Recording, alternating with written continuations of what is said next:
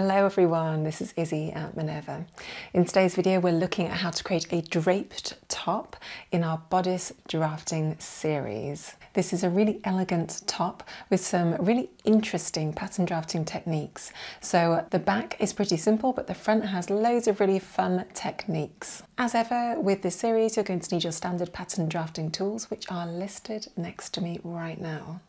So go and grab your pattern block, some paper, some sharp pencil, some tracing paper, and then off we go. Okay, great. We're going to start off with our back bodice piece. So trace around that to start off with. Don't be using your main bodice block. The first thing that I want us to do is find a point halfway along from the neckline to the dart and just mark that along the shoulder seam. And then just find a nice gentle curve to join that up to the neckline. We're just going to widen the neckline a little bit at this point. Nothing too complicated, but just a nice little technique to learn how to do. And it's as simple as that for the back. So let's trace over that pattern piece now. Draw in your new neckline. Add a 1.5 centimetre seam allowance to the centre back. Draw in your waist. Add your dart lines. Add your seam allowance to the side seam. Draw in the arm side. Add your seam allowance to the shoulder seam. And extend your dart legs up. The grain line follows the centre back. Drape top, back bodice, cut 2.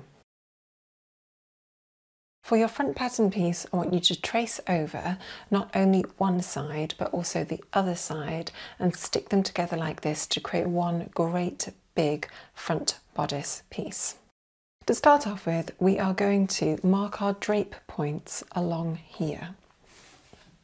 So take your pattern drafting ruler and I want you just to mark 3 points along this area down here.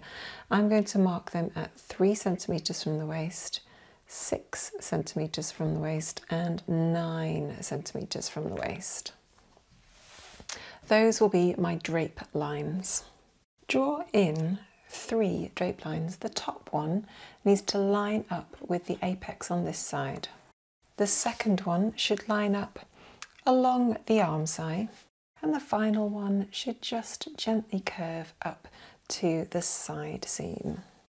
Mark in a series of notches across the front top drape line.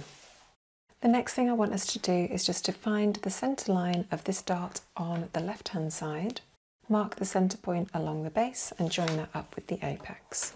And then just draw in that new dart up to the apex. Repeat that process for the other waist dart. Remove the volume from the top darts. Next, remove the volume from the waist darts, leaving a pivot point at the apex. Then close up the waist darts. Using the lines that you've already drawn as a bit of a reference, just want you to cut along those drape lines. Next, we're going to close up the bust darts again. Okay, the next thing we want to do is to open up these drape lines by about 4 centimetres. So let's do that now. Mark a point 4 centimetres from the waist at that point and just making sure that you're pivoting up at the arm side. Just very gently arrange that second drape line so that it sits 4 centimetres away from that point there. And likewise, again, mark a point at 4 centimetres away from the bottom drape line there and just rotate this bottom piece from the side seam until it hits that 4 centimetre mark. Sellotape that in place. Now, do you remember when we did the back pattern piece, we widened the neckline by half the distance between the dart and the neck point? Whatever that distance is for you on your pattern piece, we now want to just mark that off on the shoulder pieces. If you need to, you can grab your back bodice pattern piece and just place it up there to mark the difference. And just do the same on the other side. Just draw in your new neckline. Now, because we've added this volume in from our dart here to this side, we just need to make a little note that between this notch and this notch, we're going to be gathering that area. So feel free to sort of annotate that however you want. I'm literally just going to write the word gather, just so I remember when I come to pattern draft. And then that volume will be accommodated between there and those two notches at that point. At this point now, we're just going to add some tracing paper and add our annotations as normal. To start off with, draw in your new neckline, creating a nice soft curve across the front. Add your seam allowance to your shoulder seam. Draw in your arm side. Add your 1.5 centimetre seam allowance to the left-hand side. Now you have got a bit of a break like that, but we're just going to even that line out and create a nice straight line. And then just create a smooth curve for the bottom of your waistline. I'm just going to dot out my 1.5 centimetre seam allowance along this right-hand seam because it's all a little bit disjointed currently, and I think it just needs a nice soft curve. So just find a curve that you think works well for that seam and add your 1.5 centimetre seam allowance to the top up here too on this waist side seam. Okay, so at this point we've got a massive area here which we don't actually really want to have loads and loads of fabric in this area. So we're just going to add a 1.5 centimetre seam allowance basically all the way around here. So we'll start to draw that in as it is, and same on this side. And just remember just to sort of curve it off when it hits this area here. Find a nice gentle curve, tie that together. And likewise down here as well, 1.5 centimetres offset. And then just find a nice soft curve between the two. Don't worry if yours is looking a bit messy and the lines are sort of overlapping at this point, because we're going to be cutting out those bits in a few minutes.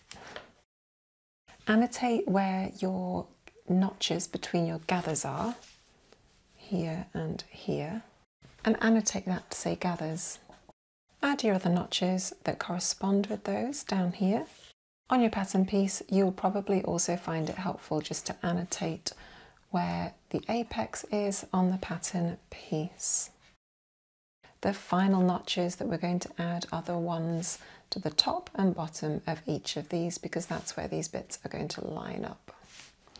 When we sew it together, this is going to pull up and line up with that. That's going to pull up and line up with that, creating a nice drape across the front. Okay, so our grain line on this is going to follow our centre front line, which is here. And we're going to call this the draped top, bodice front, cut one. Excellent, so cut out your pattern piece now of tracing paper and calico, and then come back and join me and we'll sew it up together. To start off with, we are going to do the back bodice piece. So take your front bodice and just pop it to one side. So we've got two pieces of our back bodice. They've got their dart lines transferred already. So we are simply just going to sew those 4 darts together now. And if you're not sure how to sew darts, please refer to video 22, where I talk you through step by step how to do it really nicely and accurately. Let's get sewing our 4 darts now.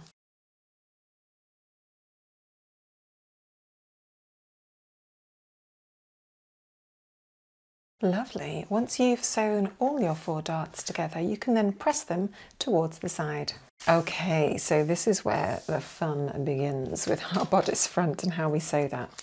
So do you remember we have got a gather around here? So the very first thing we're going to do is we're going to add some 2 rows of basting stitches between these 2 notches, so that we can then pull them together to gather them, so that they then so that piece of fabric shrinks in place so it lines up with this one, and then we're going to sew that together to create a completed top at that point. So let's do that first. So between these 2 notches we're going to sew 2 lines of gathering stitches.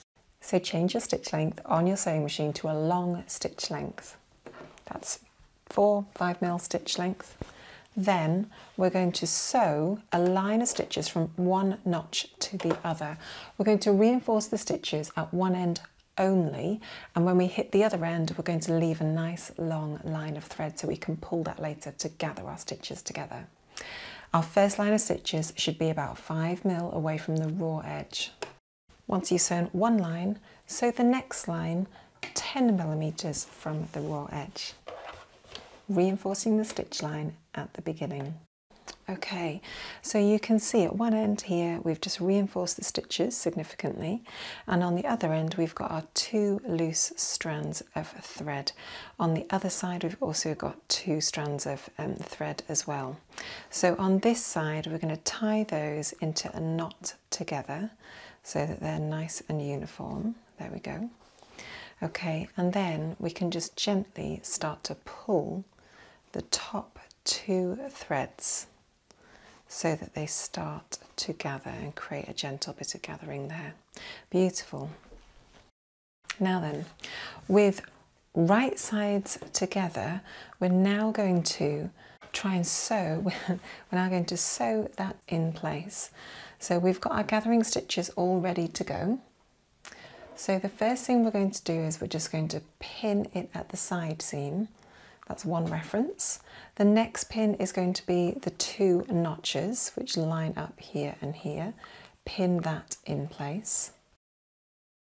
Great. The next notch that we've got which lines up is this one here. So pop a pin in at that point, and then the final bit that we can line up is the point of the dart here. Perfect.